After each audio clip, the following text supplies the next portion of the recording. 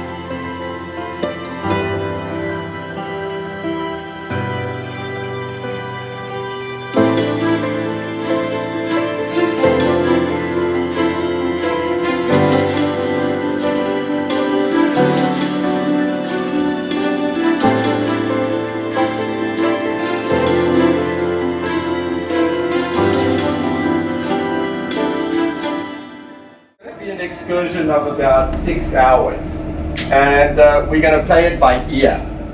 If it gets cold and it's going to rain, so don't hope for good weather because it's never going to come and you're going to be disappointed. Hope for the weather to stay bad and then you're always excited because it stays bad. So in the Arctic it's important to deal with the situations when needed to deal with. So if we're going to be completely soaked and wet and the wind starts picking up and cold, we're not going to take any risks. We're going to make a U-turn and head back to the vessel. So I'm the first person and the only person in the world of the 7 billion people that crossed the North Pole in winter in 2019 from Alaska all the way to northern Greenland, Svalbard. It took me 138 days at minus 45 degrees.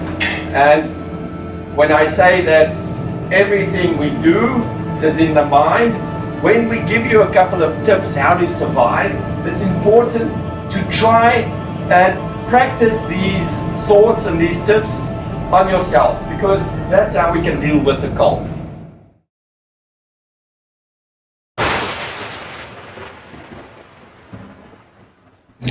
What you need is move away, and if the bear wants information, you can talk with him. What we usually do, you open your legs and you open your arms and you stride away to show him you're a human being, because he needs the information to decide if he wants to attack or not. So the moment you start running is the moment that it excites them. A polar bear, when he comes to you to bite you, he can't bite like this. He needs to turn his head and he can only bite like that. So the moment that he comes in front of you and you see he moves, just move with him. And in those cases, you have a chance of survival. Not saying that you will survive.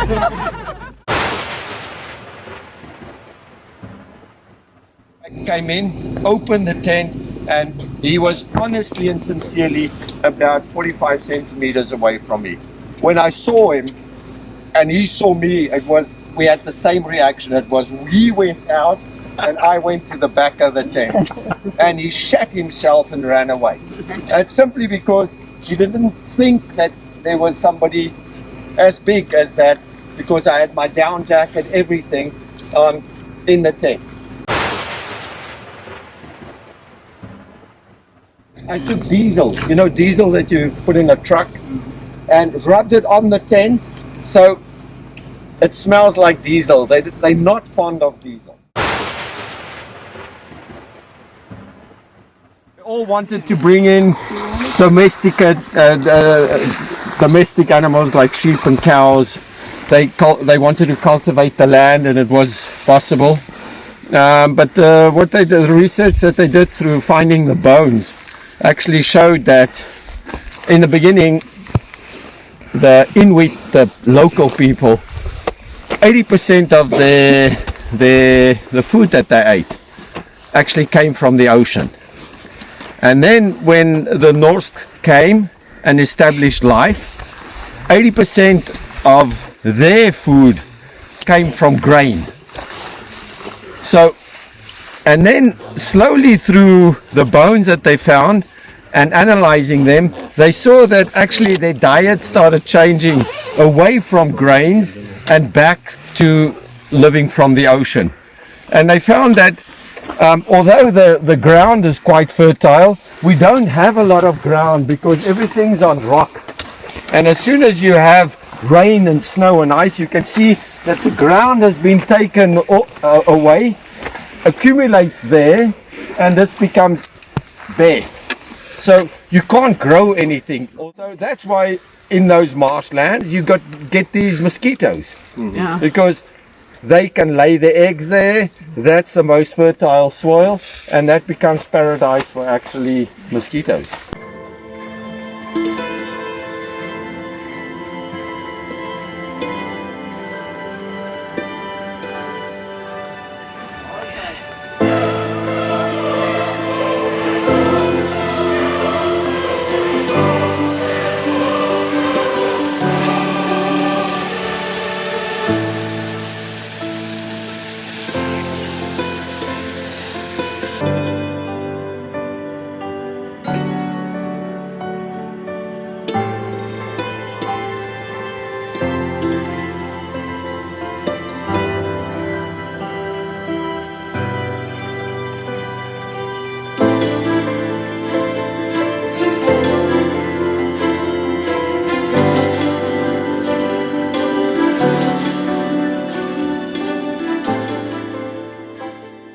As the wick that burned the seal fat that they used for cooking and they used for light. So they, in the summer months, they got the Arctic cotton and then they weaved it together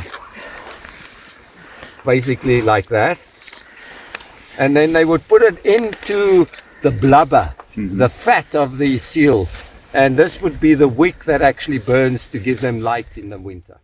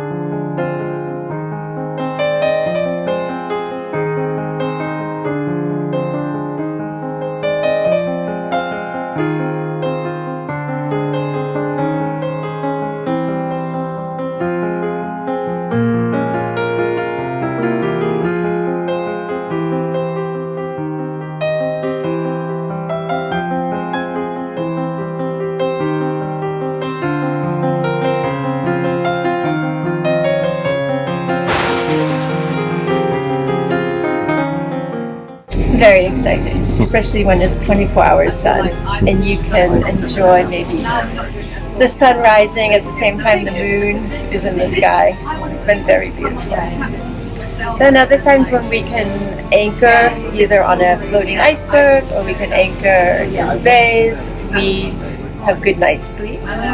And the routine is like what we would do at home.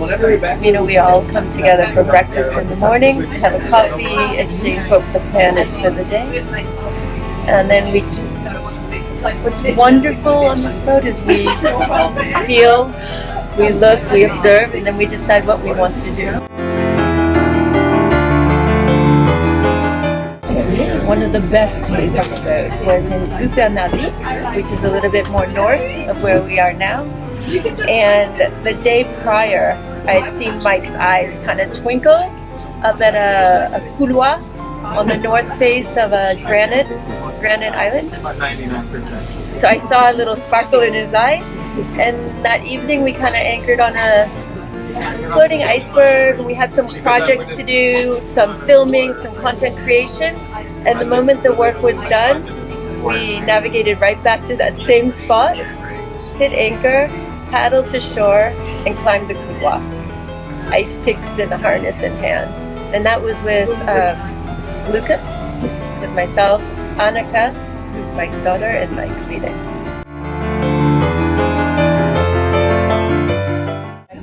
Some of the really rough weathers, I've been thrown out of the bed. So we have to kind of attach ourselves. Cod, Arctic char, a little bit of halibut. Once we even caught a wolf fish. You'll have to research that a little bit. They're aggressive, so we stayed as far away as possible from touching the wolf fish and threw that one back. But we do a little competition in our cooking and who prepares the cod the best. I was voted the best.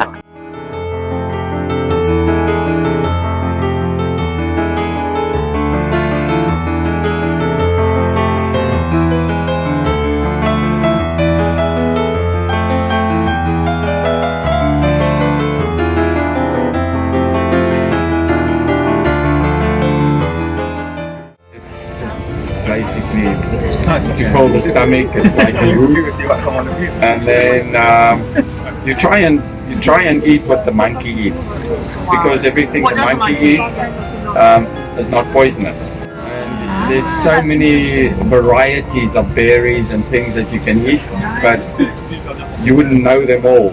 And I would just look at what the monkey eats, and then I would eat the same thing. In the jungle, in the Amazon, in Brazil, everything the monkey eats, you can eat. In Africa, everything that the birds eat, you can eat. Basically, it's an indication of what you can eat. But the monkeys in Africa, they eat their own shit. You're not going to eat their shit.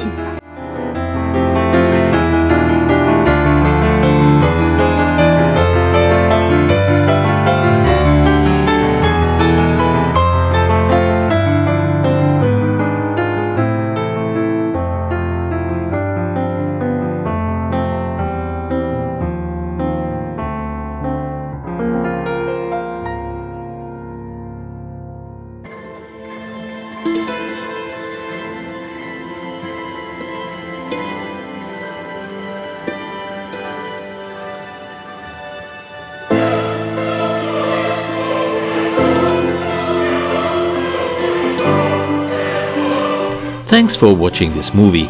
I do hope you will follow us on many other extraordinary in bed with luxury journeys to amazing hotels, cruises and trains all around the world. Do not miss our next episode. Simply click on the subscribe button and recommend us. See you soon, and don't forget, enjoy life. Yours, Charles Peddington.